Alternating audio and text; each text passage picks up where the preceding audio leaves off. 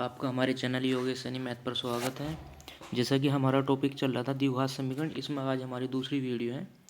तो कल हमने गुणनखंड विधि से मूल कैसे निकालते हैं वो हमने बता दिया था, लेकिन आज क्या है, ये है यहाँ पे दिए गए द्विघात समीकरण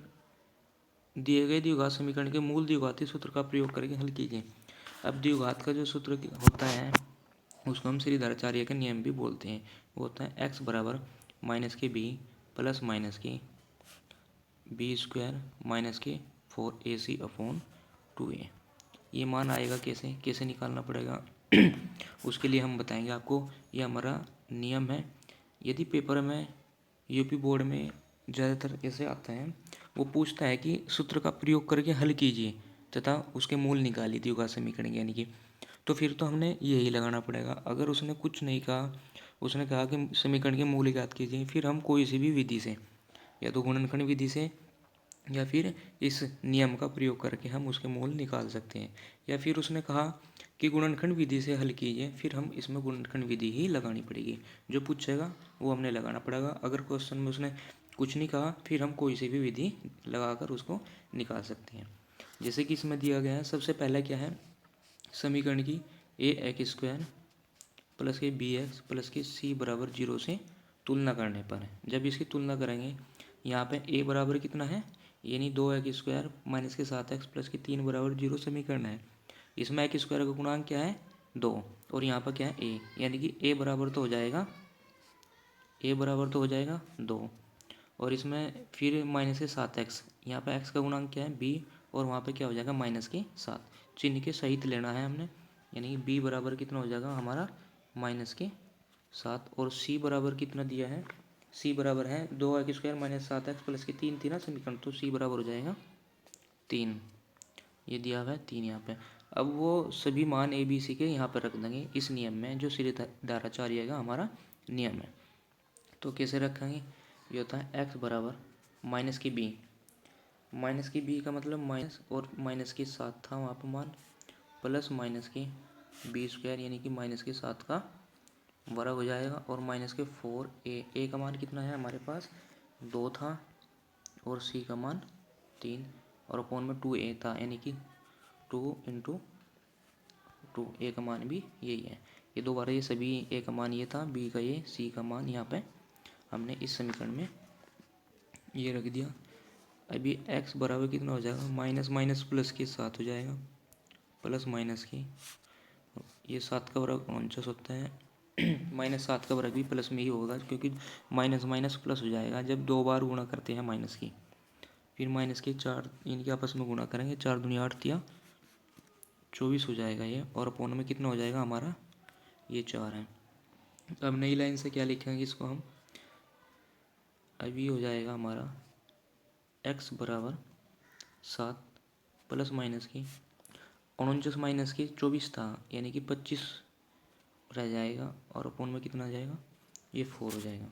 नई लाइन से x बराबर कितना हो जाएगा, प्लस माइनस के 25 का वर्गमूल 5 होता है प्लस के 4। ये श्रीधराचार्य का नियम है, इस तरह से हम इसको हल करेंगे। इसके आगे क्या होगा, एक बार धनात्मक चिन्ह लेंगे और एक बार ऋणात्मक चिन्ह। जब प्लस का चिन्ह लेंगे यानी कि धनात्मक चिन्ह लेने पर, तो x बराबर 7 प्लस के 5/4 हो जाएगा, 7 और 5 12/4 बराबर कितना हो जाएगा 3, x का मान 3 आ जाएगा। जब माइनस के चिन्ह लेंगे तो x बराबर 7 माइनस के 5/4, 7 में तो 5 गए, 2/4 बराबर 1/2, यानी कि कितना मूल, इसका दूसरा मूल 1/2 हो जाएगा। ये हो जाएगा 1/2, यानी कि x के 2 मूल आए, एक मूल तो है हमारा 3 और दूसरा है 1/2। ये x के 2 मूल है। द्विघात समीकरण थी तो द्विघात के 2 ही मूल आने थे, और श्रीधराचार्य से हमने इसको निकाल दिया। यानी गुणनखंड विधि से भी हो सकता था, लेकिन उस श्रीधराचार्य नियम से हमने, क्योंकि उसने पूछा था सवाल में कि सूत्र का प्रयोग करके निकालिए। या कई बार गुणनखंड विधि कोई भी सवाल दे रखा हो द्विघात का और गुणनखंड विधि से नहीं हो रहा हो, तो हमने उसमें भी श्रीधराचार्य का नियम लगाकर उसको हल कर सकते हैं, यानी कि मूल निकाल सकते हैं। ये हमारे पास सवाल था। ये था द्विघात समीकरण के मूल द्विघाती सूत्र का प्रयोग करके हल किए, यानी द्विघात के सूत्र का प्रयोग करके हल करना था। मूल निकालने की 3 विधि होती हैं। पहली विधि गुणनखंड विधि, दूसरी विधि श्रीधराचार्य विधि से हम हल कर सकते हैं, और तीसरी विधि हमारी जो होती है वो होती है पूर्ण वर्ग बनाकर हल करने की विधि। तो उसके बाद हमारा जो नेक्स्ट सवाल है वह द्विघात समीकरण 2x² माइनस के 5x प्लस के 3 के मूल पूर्ण वर्ग बनाने की विधि से हल कीजिए। ये तीसरे नंबर की विधि होती है हमारी। इस विधि का हम प्रयोग कैसे करेंगे और कैसे इसको हल करेंगे। सबसे पहले हमारी समीकरण थी 2x² माइनस के 5x प्लस के 3 बराबर 0। x² का गुणांक जो भी आएगा उसी से उसको पूरी को भाग कर देंगे। ये हो जाएगा x² माइनस के 5/2x प्लस के 3/2 बराबर 0।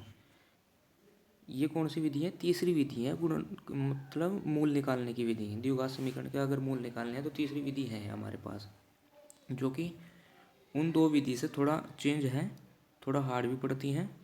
और इसको हम करेंगे, कैसे करेंगे? हमने कर दिया सबसे पहला तो x² के गुणांक 1 रहना चाहिए। अगर है कुछ और दे रखा है कोई भी संख्या, उसी संख्या से उसको भाग कर देंगे। अब जैसे 2 था, 2x², अब 2 से हमको ने इसको भाग कर दिया पूरी समीकरण को, तो x² माइनस के 5/2x प्लस के 3/2 बराबर 0, ये हमारे पास समीकरण आ गई। अब ये x² माइनस के 5/2x प्लस के 3/2 बराबर 0, ये समीकरण थी। अब क्या काम करेंगे? हल करने का तरीका क्या है? x के गुणांक का आधे का वर्ग जोड़ देंगे और आधे का वर्ग घटा देंगे। x का गुणांक क्या है? 5/2, यानी 5/2 का आधा, 5/2 का आधा कितना हो जाएगा? 5/4 हो जाएगा। कैसे करेंगे? ये ऐसे करेंगे, यानी 5/2 का आधा कैसे निकाल लेंगे हम? इसको पूर्ण में 2 भाग कर दें, 2 इसके पास चले जाएगा, ये हो जाएगा 5/4, ऐसे निकाल देंगे। यानी 5/4 का वर्ग जोड़ दिया और इतने का ही वर्ग इसमें से माइनस कर दिया। माइनस क्यों गया? इससे फर्क नहीं पड़ेगा, बराबर है, ये 0 है यहाँ पे। अब हम क्या काम करेंगे? अब जो हमारे पास x² माइनस के 5/2x और प्लस के 5/4 का वर्ग है, इसको हम एक साथ रख लेंगे, इसको और इसको। जो हमारे पास बच गया इसको हम दूसरी साइड लेते जाएंगे, यानी 5/4 यानी कि 25/16, और ये वाला जो है इस साइड जाकर माइनस के 3/2 हो जाएगा। अब नई लाइन से ये हमारा एक नियम होता है a माइनस के b का होल स्क्वायर, यानी a² माइनस के b² माइनस के 2ab। अब नई लाइन से हम क्या करेंगे इसको?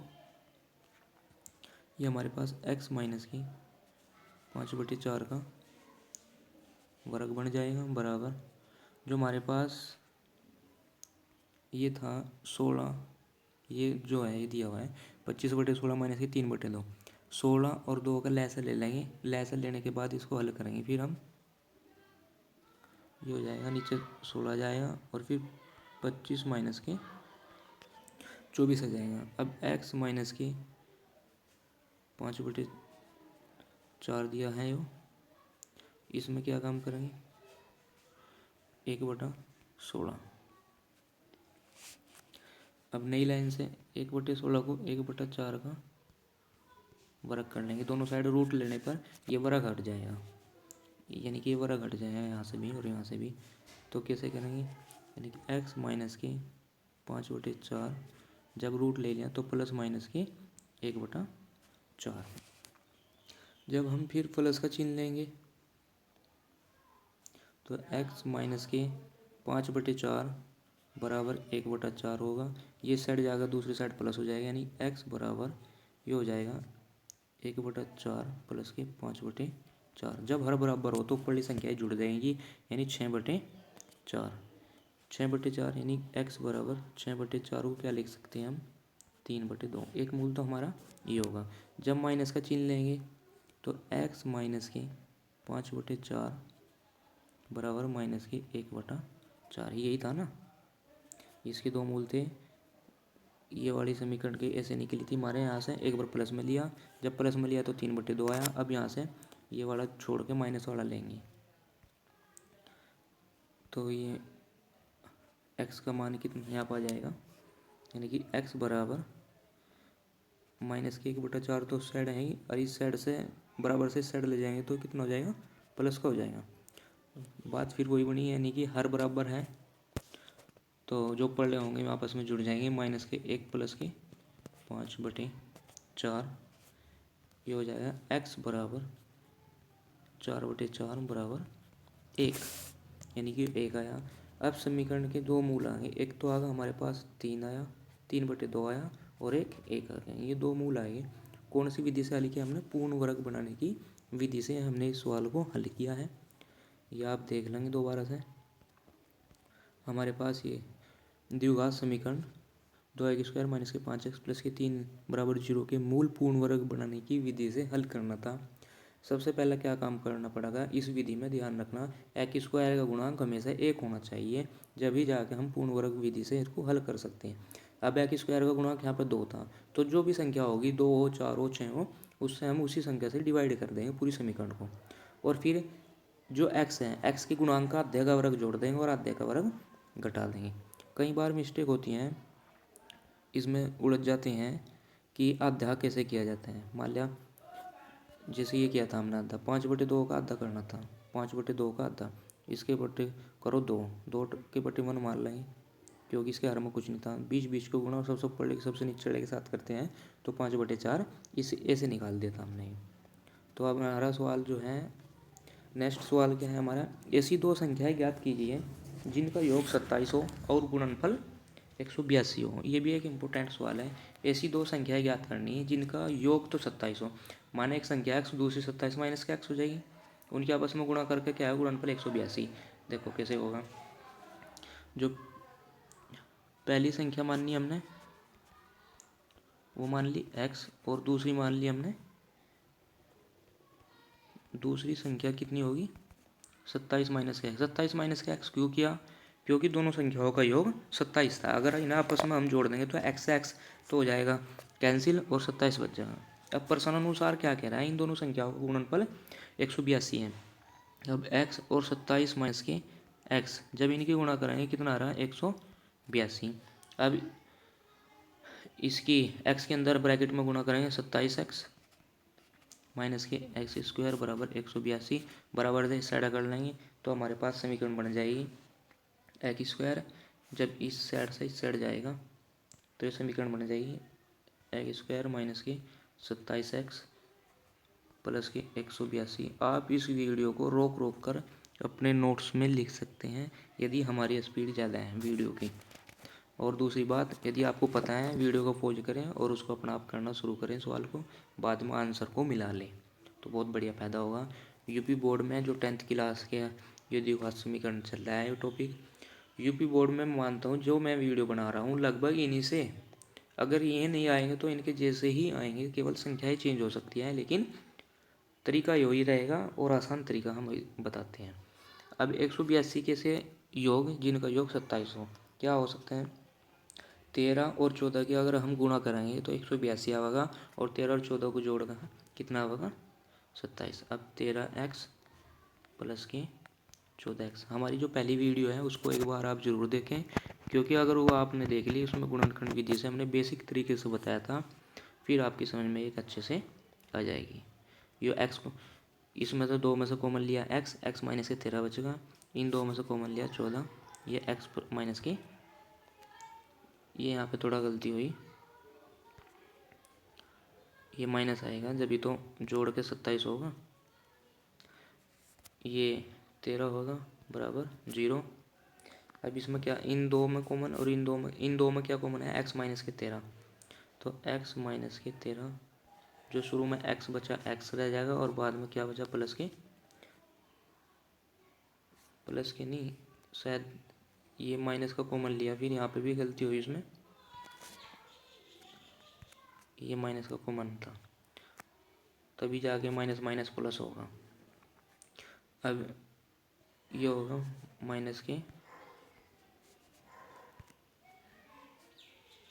14 बराबर 0, x माइनस के 13 बराबर 0 रख लेंगे एक बार, और एक बार x माइनस के 14 बराबर 0 रख लेंगे। x बराबर 13 आ जाएगा और x बराबर यहाँ से 14 आ जाएगा। इसके दो मूल आ गए हमारे पास, यानी x के। x का मतलब क्या है, यदि एक संख्या, पहली संख्या अगर हम 13 लेंगे तो दूसरी 14 होगी, अगर पहली संख्या हम 14 लेंगे तो दूसरी 13 होगी, क्योंकि दोनों संख्याओं का योग 27 होना है। अगर 13 ली, 13 14 27 होते हैं, 14 ली तो 14 13 27 होते हैं। इस प्रकार से आप इन वीडियो को हमारी देखें, पहले भी वीडियो पड़ी है, आप सभी वीडियो को अच्छे से देखें और हमारे चैनल को सब्सक्राइब करें।